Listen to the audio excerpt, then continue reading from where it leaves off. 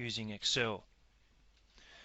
So here I've got a spreadsheet which highlights the entries that are listed in the illustrative example on the bottom of page 276. You can see on May the 2nd, commenced business, May the 4th, and so on.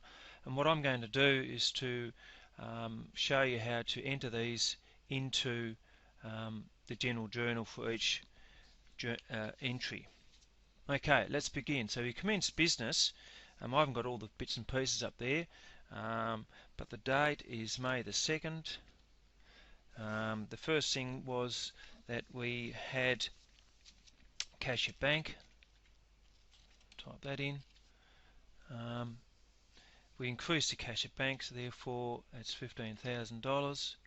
Another item that was introduced was a motor vehicle.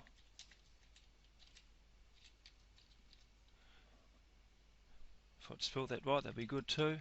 There's $20,000. The third item, we introduce some equipment to the business. So you may be wondering how all these things are being put into the business, but I dare say this person was operating as a hobby business before and now decided to turn it into a full business. And here we get to an item P. Patrick. Now you've got to be careful here, because this is an item that is owed to P. Patrick and has been introduced as a debt. So it was before it was a personal debt, now we've transferred it into the business. I might just do my spelling right there. And the last entry here, we can use the counting equation. We take all those assets there and take away that one liability, and what we get is $38,500. Alright, let's just check that that side equals that side. So that equals to 39, that equals to 39. So what we've done is a balanced entry here, and I forgot to put in the amount that goes to the capital account. So that's the first entry that we've done. You notice that that's just a bit of revision. No GST has occurred yet, but that'll occur with the next entry. On May the 4th, we purchased consumable supplies for $550, GST inclusive. So we've got to work out what the GST component is. Remember, you've got to divide it by 11.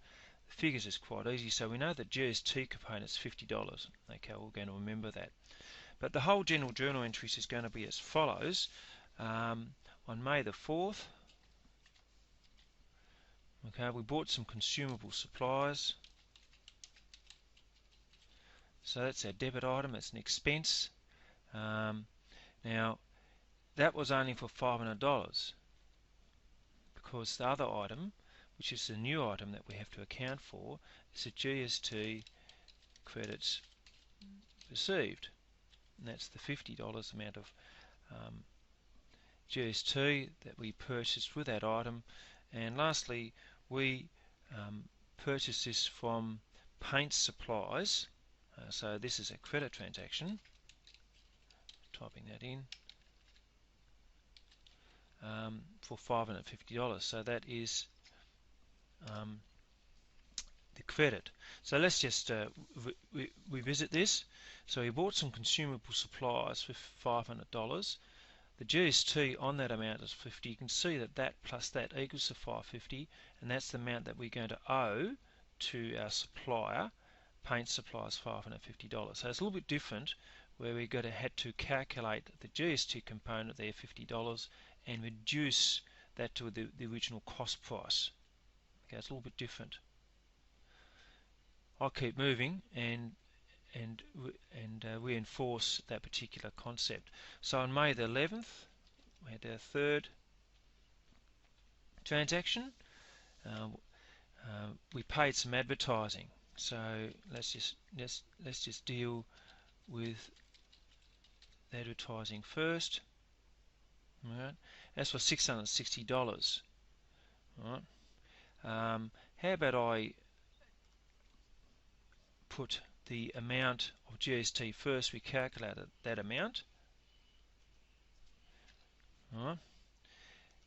If we take the $660 divided by 11, we get 60. Okay, and the remainder of that $660 is obviously $600. Right. So once we've done that, you can see that's another way of looking at and deriving those two entries there. Now we paid cash for this, so it's cash at bank. That's $660. There we go. So again, checking, we've got at least one debit and one credit. We've got the amount of debits equal the amount of credits, so it's all okay. Okay. Moving on to May the 23rd, we've actually got we've done some work. We charged some fees to J Johnson. Now J Johnson owes us $825. So J Johnson is a debtor, and he's going to owe us, or she in this instance perhaps, $825. Now what is it for? Well, it is for services performed, but again this $825 has got a GST component in it, so we need to divide that figure by 11 and we're going to get 75. So I might just put that amount in there first, like I did in the previous transaction. In this instance, because it is a sale, we've got a different account called GST collected. So that's how much we've collected and we're going to pass on to the government, and the remaining item is the service performed, the revenue account that we've got here. Okay, so if we look at that,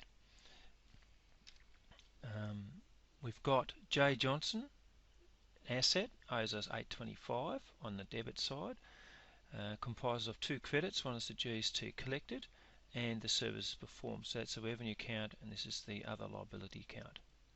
Right, hopefully you're getting an idea there. I'm going to do the last entry here. In this instance, we have again provided some services, but this time for cash. Right, so be careful not to be put off the fact that it's Ngani, but it does say for cash, so we've got a cash at bank item coming up. So on May the 30th, we've got cash at bank straight away, and that was for $440. Again, we must divide that amount by 11, so that's the GST collected. Right, so I'm going to put in $40 there, and it's again service performed. You can see what I'm doing here. I'm just being a little bit lazy, but or efficient if you like, by linking them up to something like that, so I don't have to type it again. Let's check this transaction. We made some services, we performed some services, we've got $440 of it. Unfortunately, we've got to give 10% or to the government, and we keep 400, which goes in our revenue statement later on. So there is the full set of general journal transactions that you'll see now on page 77. Hopefully that's been useful to you. And what I'm going to do in a minute is to give further illustrative examples, but this time looking at for the transactions for a trading enterprise, which is illustrated on page 84.